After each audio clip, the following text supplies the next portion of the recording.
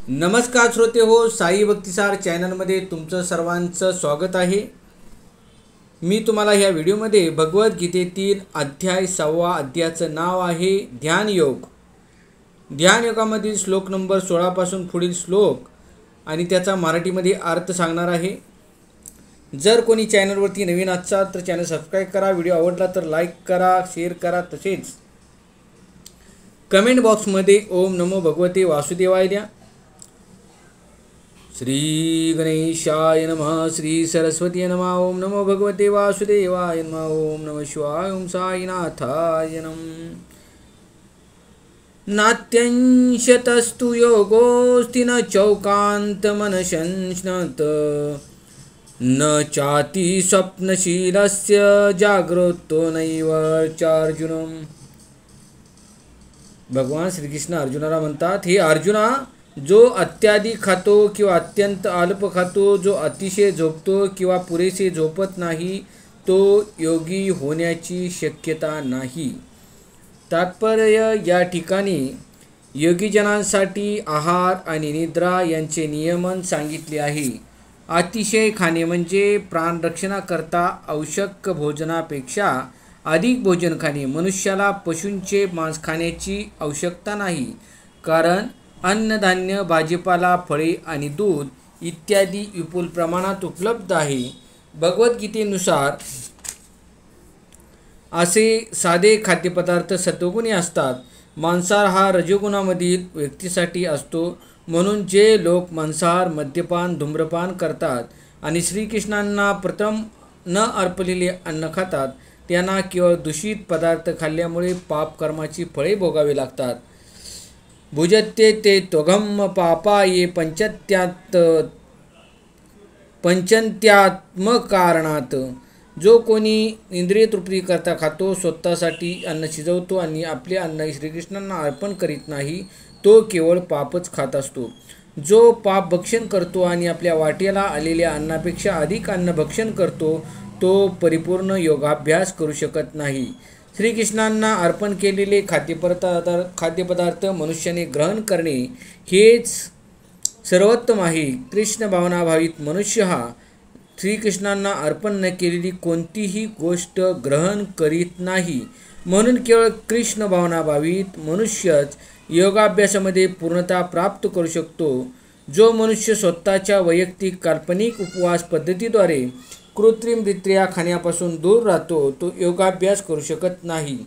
कृष्ण भावनाभावित मनुष्य शास्त्रांच्या आदेशानुसार उपवास करतो, तो आवश्यकतेपेक्षा अधिक उपवास किंवा अधिक भोजन ग्रहण करीत नाही आणि याप्रमाणे तो योगाभ्यास करण्यास योग्य असतो। जो आवश्यकतेपेक्षा अधिक खातो, त्याला झोपेत फार स्वप्ने पडतात आणि यामुळेच त्याला जरुरीपेक्षा अधिक झोपावे लागते।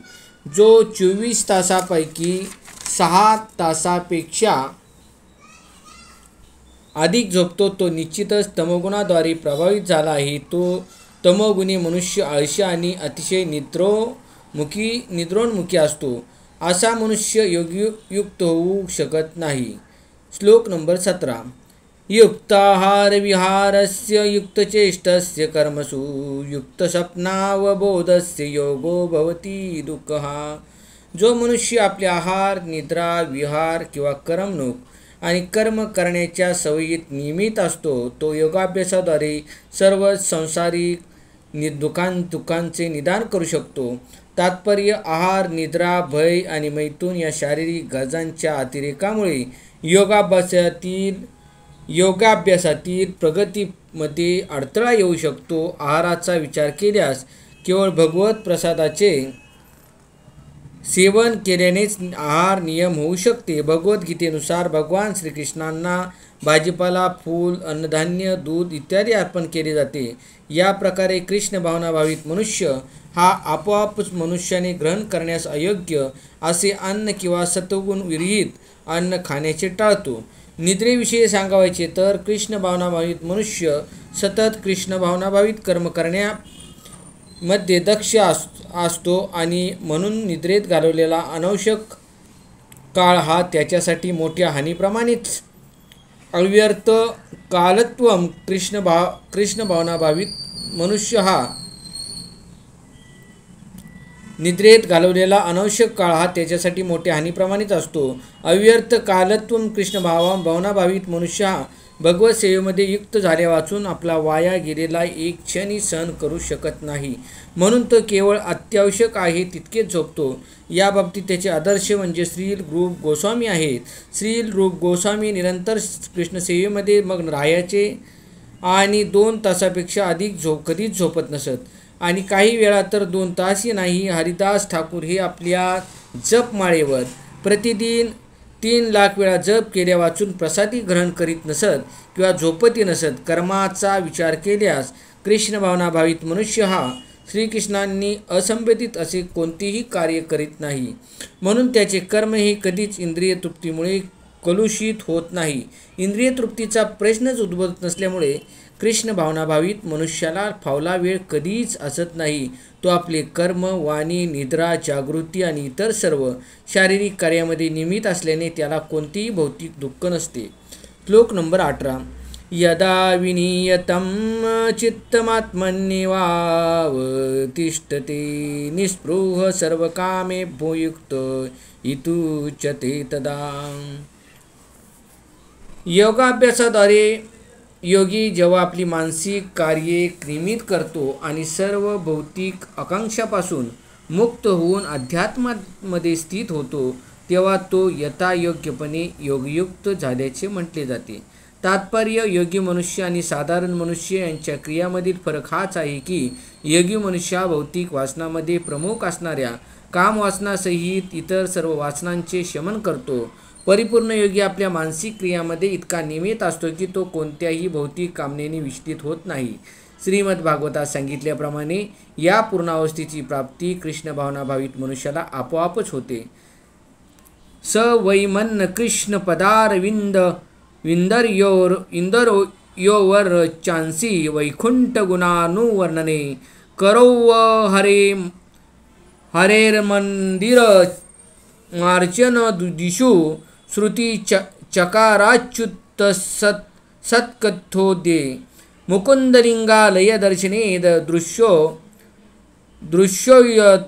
तद्भृत्यगात्र स्पर्शे संगमम ग्रानं च तत्पादसरोच सौरभ्ये श्रीमतुल्लस्यास रसनां तदर्पिते पादौ हरे छत्रपदानुसर्पणे शिरो हर्षिकेशपदाभिवंदने कामंच दासेन तु कामय्या येतोत्तम श्लोक जनाश्रयारती. अमरीश महाराज यांनी सर्वप्रथम आपले मन भगवान श्रीकृष्णांच्या चरणकमलावर केंद्रित केले आणि त्यानंतर क्रमशः त्यांनी आपली वाचा भगवंताच्या दिव्य गुणाचे वर्णन करण्यामध्ये व्यक्त केली. आपले हात भगवंताच्या मंदिराचे मार्जन करण्यामध्ये युक्त केले. आपले कान भगवत कथांच्या श्रवणामध्ये, आपले नेत्र भगवंताचे दिव्य रूप पाहण्यामध्ये, आपले शरीर भक्तांच्या शरीरास स्पर्श करण्यामध्ये, आपली नासिका भगवंतांना अर्पण केलेल्या कमळफुलाचा सुवास घेण्यामध्ये, आपली जीभ भगवंताच्या चरणकमलावर अर्पण केलेल्या तुळशीपत्रांचे रसास्वादन करण्यामध्ये, आपले पाय तीर्थक्षेत्रांना आणि भगवंताच्या मंदिराला जाण्यामध्ये, आपले मस्तक भगवंतांना अभिवंदन करण्यामध्ये आणि आपली इच्छा भगवंताची इच्छापूर्ती करण्यामध्ये संलग्न केली. या सर्व दिव्य क्रिया शुद्ध भगवत भक्तासाठी योग्यच आहेत. निर्विशेषवादी अनुयायासाठी या दिव्य अवस्थेचे वर्णन करता येणे शक्य नाही. परंतु महाराज अमरीश यांच्या क्रियांच्या उपयुक्त वर्णनावरून दिसून येते की कृष्ण भावनाभावित मनुष्यासाठी ही अवस्था अत्यंत व्यवहार्य आणि सहज सुलभ असते. जोपर्यंत भगवंताच्या स्मरणाद्वारे मन भगवंताच्या चरणकमलावर स्थित केले जात नाही तोपर्यंत अशा दिव्य क्रियामध्ये युक्त होणे अशक्य असते. म्हणून भगवत भक्तीमध्ये या विहित क्रियांना अर्चन किंवा भगवत सेवेमध्ये सर्व इंद्रियांना युक्त असे करणे असे म्हणतात. इंद्रिय आणि मनाला कार्यरत ठेवणे आवश्यक असते.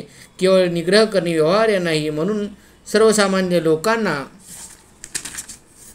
आणि विशेष करून जे संन्यासाश्रमी नाही त्यांच्यासाठी वर सांगितल्याप्रमाणे इंद्रियांना आणि मनाला दिव्य क्रियामध्ये मग्न करणे ही दिव्यत्वाच्या प्राप्तीसाठी परिपूर्ण विधी आहे. या विधीलाच भगवद्गीतेमध्ये युक्त म्हणण्यात आले आहे. श्लोक नंबर 19. यथा दीपो निवातस्तो निंगते सोपमा स्मृता योगिनो यतचित्तस्य युजते योगमात्मम्.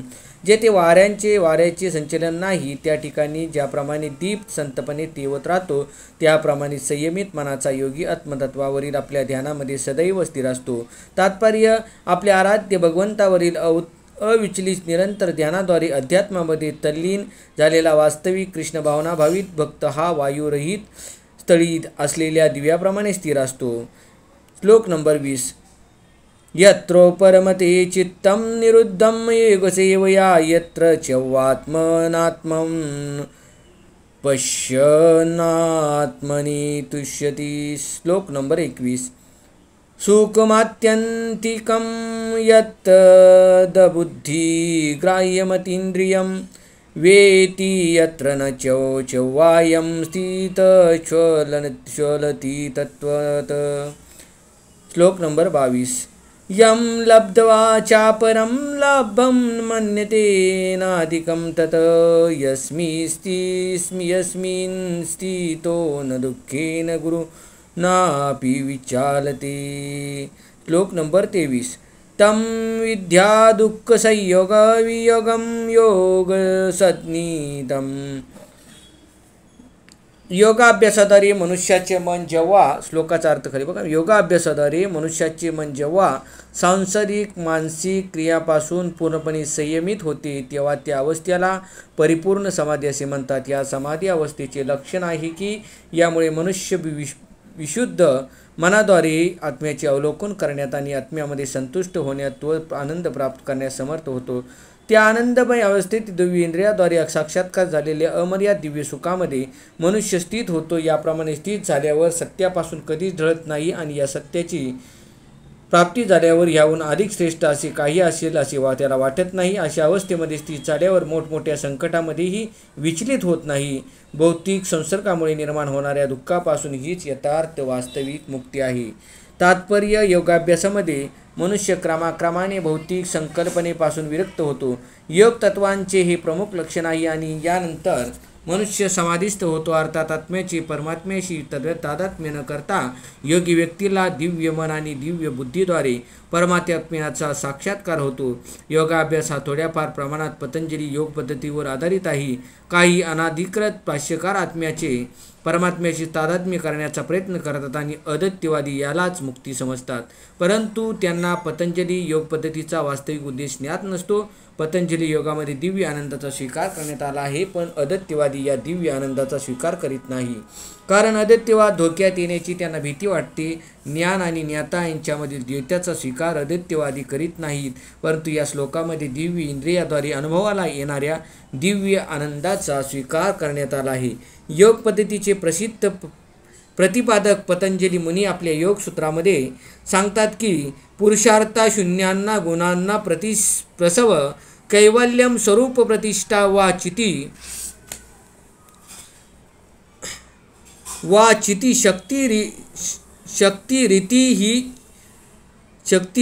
ही शक्तिरीती किंवा अंतरांगा शक्ती दिव्य आहे. पुरुषार्थ म्हणजे धर्म, अर्थ, काम आणि शेवटी भगवंताशी एक होण्याचा प्रयत्न होय. या भगवंताशी विलीन होण्यालाच अद्वैतवादी कैवल्यम असे म्हणतात, परंतु पतंजलीनुसार हे कैवल्यम म्हणजे अंतरंगा किंवा दिव्य शक्ती होय, ज्याद्वारे जीवाला आपल्या मूळ स्वरूपाशी जाणीव होती.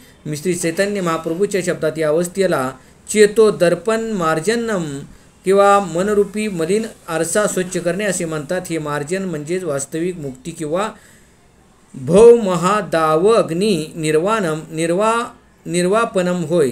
निर्वाणाचा सिद्धांतीय प्रारंभिक अवस्थेमध्ये या तत्वाशी मिळता जुळता आहे. श्रीमद भगवतामध्ये यालाच स्वरूपेन व्यवस्थिती असे म्हटले आहे. भगवद्गीतेच्या श्लोकामध्येही याचीच पुष्टी करण्यात आली आहे.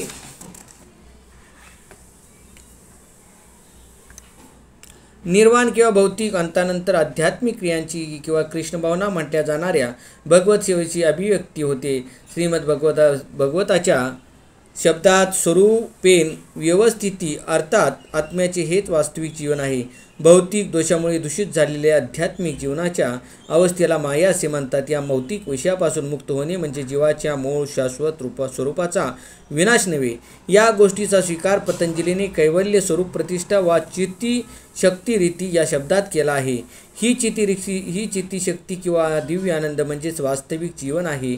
वेदांत सूत्रामध्येही याला आनंदमयो अभ्यासात म्हणून पुष्टी देण्यात आली आहे. हा स्वाभाविक दिव्य आनंद म्हणजेच योगाचे अंतिम ध्येय आहे आणि हा दिव्यानंद भक्तियोगाच्या आचरणाने सहज साध्य होतो.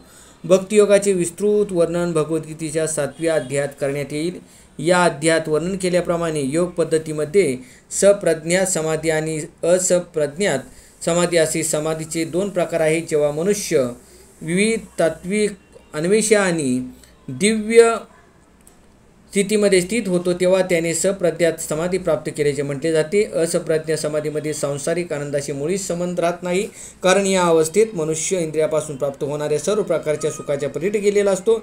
योगी एकदा या दिव्य अवस्थेत स्थिर झाला म्हणजे तो त्यापासून कधीच विचलित होत नाही.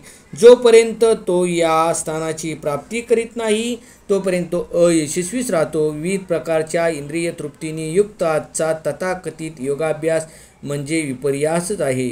संभोग आणि मद्यपान करण्यात मग्न असलेला योगी म्हणजे एक थट्टा आहे. योग साधनेतील सिद्धीकडे जे योगी आकर्षित होतात ते सुद्धा योगामध्ये पूर्णपणे स्थित नसतात.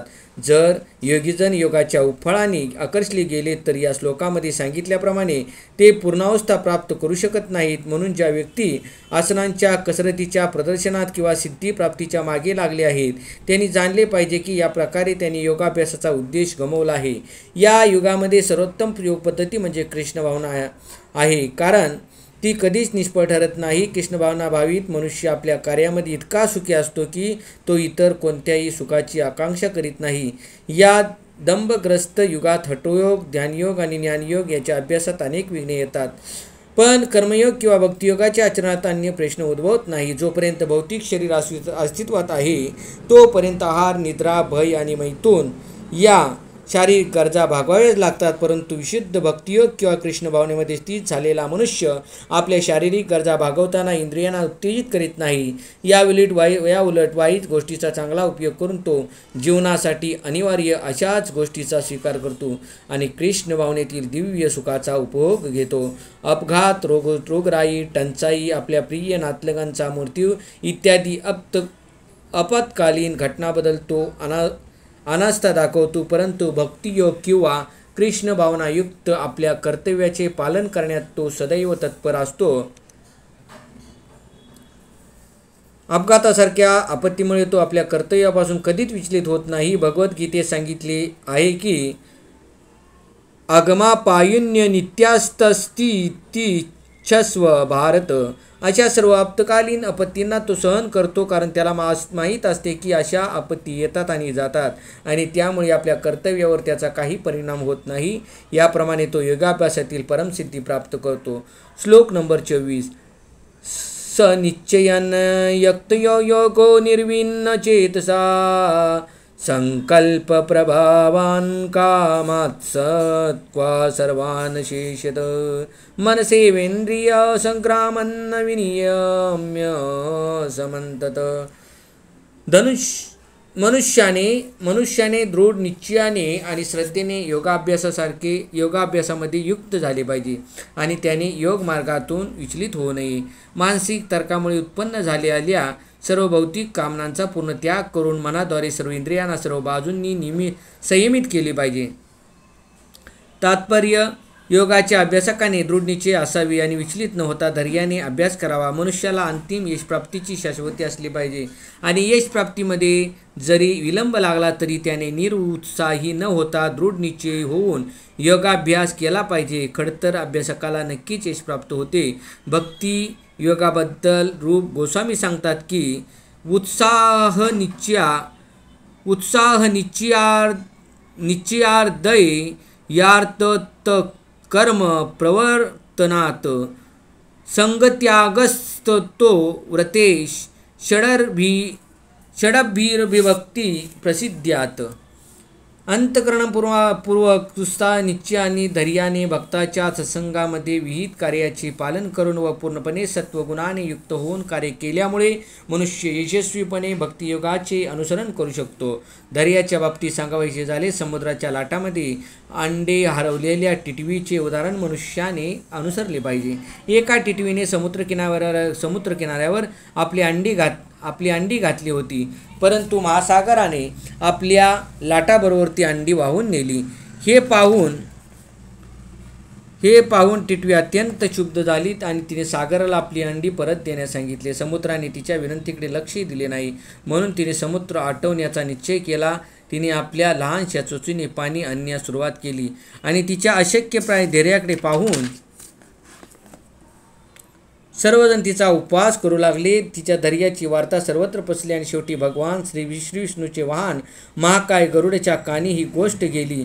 त्याला आपल्या बहिणीबद्दल करुणा वाटली आणि म्हणून तो टिटवीला पाण्यास आला. लहानशा टिटवीचे धैर्य पाहून गरुड तिच्यावर प्रसन्न झाला आणि त्याने टिटवीला मदत करण्याचे आश्वासन दिले. याप्रमाणे गरुडाने तत्काळ समुद्राला टिटवीची अंडी परत देण्यास सांगितली, अन्यथा तो स्वतः समुद्राला आटवण्याचे टिटवीचे काम पत्करील. यामुळे समुद्र भयभीत झाला आणि त्याने टिटवीची अंडी परत केली. अशा प्रकारे गरुडाच्या कृपेने टिटवी अतिशय आनंद झाली. त्याचप्रमाणे योगाभ्यास, विशेष करून कृष्ण भावनायुक्त भक्तियोग म्हणजे एक कठीण गोष्ट असल्यामुळे वाटेल, परंतु जो कोणी दृढतेने नियमाचे पालन करतो त्याला भगवंत नक्कीच सहाय्य करतात, कारण जे स्वतःला मदत करतात त्यांना भगवंत मदत करतात. श्लोक नंबर 25. शनैः रूपरमेद बुद्ध्या धृती गृहीतया आत्मसंस्थं मन कृत्वा न किंचिदपि चिंतयेत. हळूहळू क्रमशः दृढ विश्वासाने युक्त झालेल्या बुद्धीद्वारे समाधीमध्ये मनुष्याने स्थिर झाले पाहिजे आणि याप्रमाणे मन केवळ आत्म्यावर स्थिर केले पाहिजे व इतर कशाचाही विचार करू नये. तात्पर्य, योग्य विश्वास आणि बुद्धीद्वारे मनुष्याने क्रमशः इंद्रियाच्या क्रियाचा लय केला पाहिजे. याला प्रत्याहार असे म्हणतात. दृढ विश्वास, ध्यान आणि इंद्रिय निग्रह याद्वारे मन संयमित करून मनाला समाधिस्थ करावे. त्यावेळी देहात्मबुद्धीमुळे प्रभावित होण्याची शक्यता राहत नाही. दुसऱ्या शब्दात सांगायचे तर भौतिक शरीर असेपर्यंत जरी मनुष्याचा भौतिक प्रकृतीशी संपर्क असला तरी त्यांनी इंद्रिय तृप्ती करण्याचा विचार करू नये. परमात्म्याच्या आनंदाव्यतिरिक्त इतर कोणत्याही आनंदाचा त्यांनी विचार करू नये. कृष्ण भावनेच्या प्रत्यक्ष आचरणाने ही स्थिती सहजपणे प्राप्त होते. श्लोक नंबर 26. यतो यतो निश्चलती मनश्च जलमस्थिरं ततस्ततो नियम्यो तदात्मनीव वशं नयेत. आपल्या चंचल आणि अस्थिर स्वभावामुळे मन जेथे जेथे भरकटते तेथून मनुष्याने ते खेचून घ्यावे आणि आत्म्याच्या नियंत्रणात आणावे. तात्पर्य, मनाचा स्वभाव चंचल आणि अस्थिर आहे, परंतु आत्मसाक्षात्कारी योगी व्यक्तीने मनाद्वारे वश न होता मनाला वश केले पाहिजे. जो मनाला आणि इंद्रियांनाही संयमित करतो त्याला गोस्वामी किंवा स्वामी असे म्हणतात आणि मनाचे ज्याच्यावर नियंत्रण आहे त्याला गोदास किंवा इंद्रियाचा दास असे म्हणतात. गोस्वामी व्यक्तीला इंद्रिय सुखाची पातळी माहीत असते. दिव्य इंद्रिय सुखामध्ये इंद्रिय ही इंद्रियाचे स्वामी ऋषिकेश श्रीकृष्ण यांच्या सेवेमध्ये युक्त असतात. विशुद्ध इंद्रियाद्वारे केलेल्या श्रीकृष्णांच्या सेवेलाच कृष्णभावना असे म्हणतात. इंद्रियांना पूर्णपणे नियंत्रित करण्याचा हाच मार्ग आहे. अधिक काय सांगावे, योगाभ्यासाची हीच परमसिद्धी आहे. श्लोक नंबर 27. प्रशांत मनसं होनं योगिनं सुखमुत्तमं उपैति शांत रजसं ब्रह्मभूतमकल्मषम्. ज्या योगी मनुष्याचे मन माझ्यावर स्थिर झाले आहे त्याला निश्चितच दिव्य सुखाची परमावधी प्राप्त होती. तो रजगुणाच्या पलीकडे असतो. त्याला ब्रह्माशी असलेल्या गुणात्मक स्वरूपाचा साक्षात्कार होतो आणि याप्रमाणे तो आपल्या पूर्वकर्मफलापासून मुक्त होतो. तात्पर्य, भौतिक दोषातून मुक्त होणे आणि भगवंताच्या दिव्य सेवेमध्ये स्थित होणे म्हणजेच ब्रह्मभूत अवस्था होय. मदभक्तीन लभते पराम. जोपर्यंत मनुष्याचे मन भगवंताच्या चरणकमलावर स्थित होत नाही तोपर्यंत तो ब्रह्मभूत अवस्थेमध्ये राहू शकत नाही. सवयमन कृष्णपदारविंदयो. भगवंताच्या दिव्य प्रेममयी सेवेमध्ये निरंतर युक्त राहणे ही किंवा कृष्ण भावनाभावित राहणे म्हणजेच सर्व भौतिक दोषातून आणि रजगुणातून मुक्त होणे होय. श्लोक नंबर 28. युज्यत्नेवं सदात्मानं योगी विगतकल्मष सुखेन ब्रह्म संस्पर्शनामत्यानंत सुखमश्नुते.